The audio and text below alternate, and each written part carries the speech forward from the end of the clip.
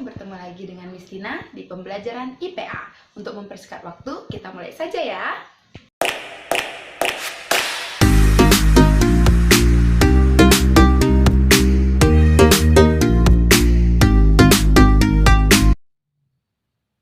Hai, ketemu lagi bersama Miss Tina. Hari ini kita akan membahas mengenai perkembangbiakan pada tumbuhan. Sebelum kita membahas mengenai cara perkembangbiakan pada tumbuhan, mari kita simak beberapa fakta menarik tentang tumbuhan. Fakta 1. Ukuran pohon yang sedang dapat menghasilkan kira-kira sebanyak 170.000 buah pensil. Wow, jadi kalau pohon yang besar kira-kira berapa ya?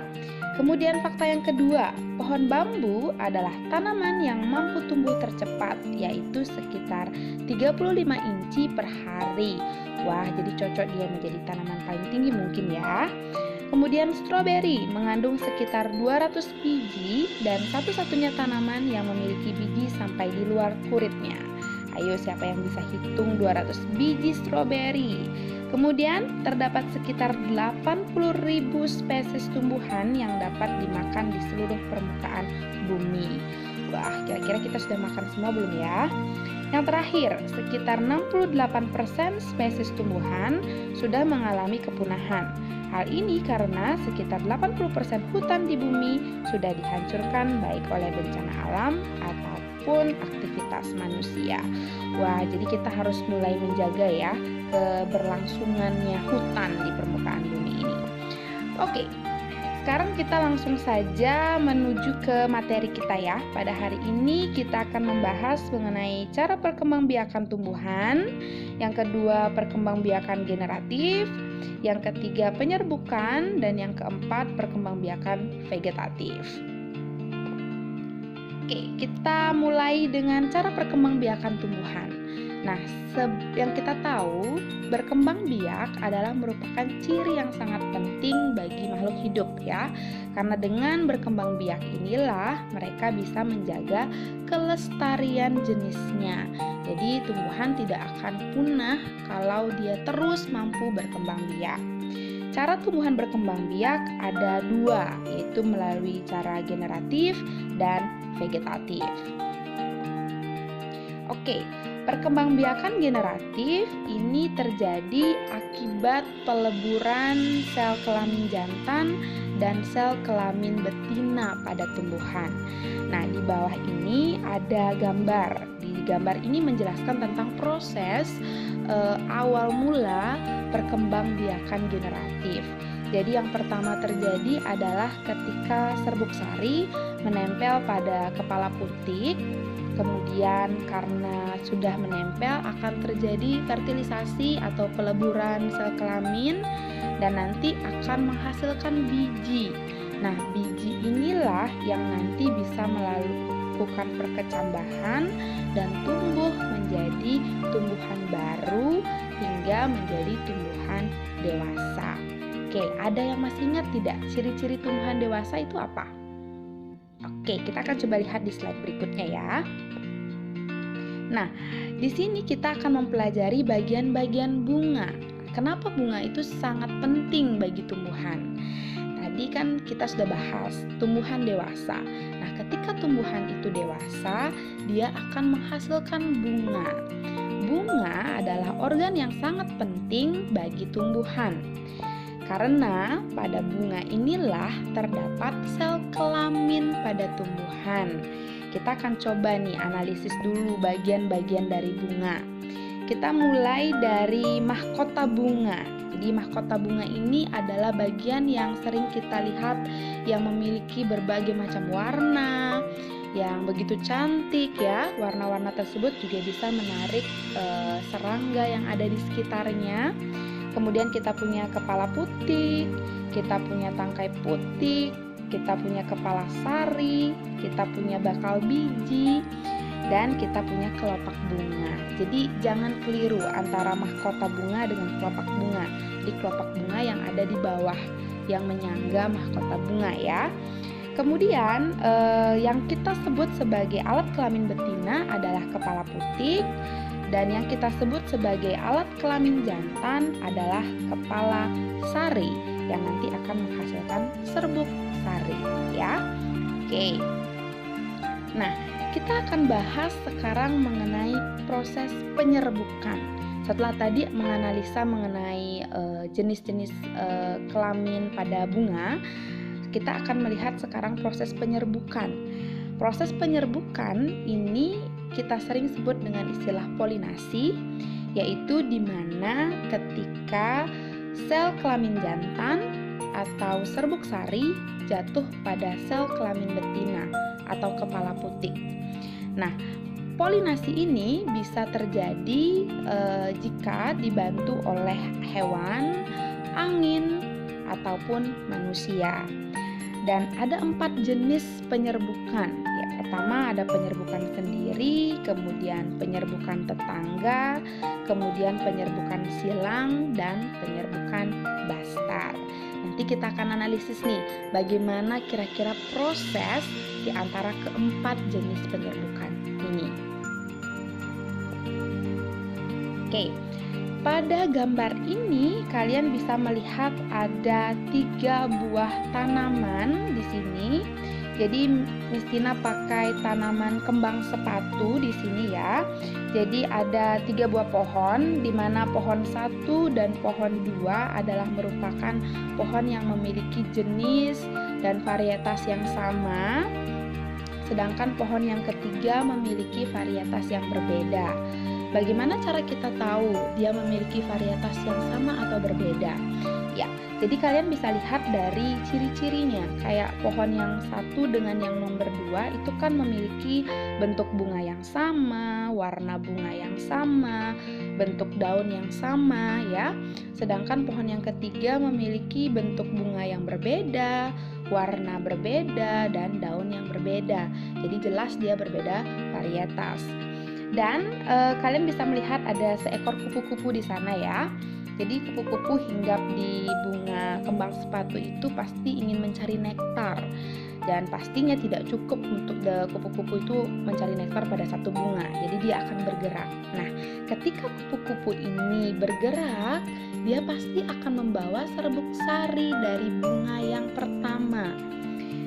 Kita akan melihat dulu ya pergerakan kupu-kupu ini. Oke. Kita lihat ya, kemudian dari bunga kedua dia akan bergerak lagi ke bunga yang ketiga. Dari bunga yang ketiga dia akan bergerak lagi ke bunga yang keempat. Nah, jadi itu kupu-kupu dia bergerak ya, dari bunga 1 ke bunga 2 ke bunga 3 dan ke bunga yang keempat. Nah, kira-kira proses penyerbukan apa yang terjadi pada bunga-bunga tersebut? Oke, kita akan lihat dulu. Nah, tanda panahnya ini menegaskan pergerakan kupu-kupu yang tadi ya. Oke, dari pergerakan pertama ketika kupu-kupu bergerak dari bunga 1 ke bunga kedua, itu terjadi penyerbukan silang. Kemudian dari bunga kedua ke bunga ketiga terjadi penyerbukan tetangga. Ya, di mana penyerbukan silang itu terjadi ketika benang sari menempel pada kepala putik pada bunga yang berbeda pohon tetapi masih dalam satu varietas. Sedangkan kalau penyerbukan tetangga, ketika serbuk sari jatuh pada kepala putik bunga lainnya dan masih dalam satu pohon. Kemudian yang terakhir tadi bergerak ke bunga yang keempat ya. Jadi pada bunga yang keempat ini terjadi penyerbukan bastar karena benang sari menempel pada bunga yang berbeda varietas. Oke, kita tekankan lagi bersama-sama. Ini adalah penyerbukan silang, penyerbukan tetangga, yang terakhir adalah penyerbukan bastar. Nah, kalau untuk penyerbukan sendiri, jadi adik-adik harus tahu penyerbukan sendiri itu terjadi kalau dalam satu bunga memiliki sel kelamin jantan dan sel kelamin betina secara bersamaan. Nah, ini juga bisa terjadi pada bunga kembang sepatu, ya, karena kedua sel kelamin tersebut terdapat pada satu bunga. Oke. Jadi itu ya proses perkembangbiakan generatif, kemudian proses penyerbukan ya. Oke, sekarang kita akan lanjutkan ke perkembangbiakan vegetatif. Kalau tadi perkembangbiakan generatif membutuhkan sel kelamin jantan dan betina, tidak pada perkembangbiakan vegetatif. Karena di sini tidak perlu terjadi peleburan dua buah sel kelamin tersebut, karena dia bisa tumbuh melalui bagian tubuh tanaman. Nah, namun perkembangbiakan vegetatif ini cenderung menghasilkan tanaman yang kurang variatif, ya, karena pada dasarnya sifat keturunannya akan sama dengan sifat induknya.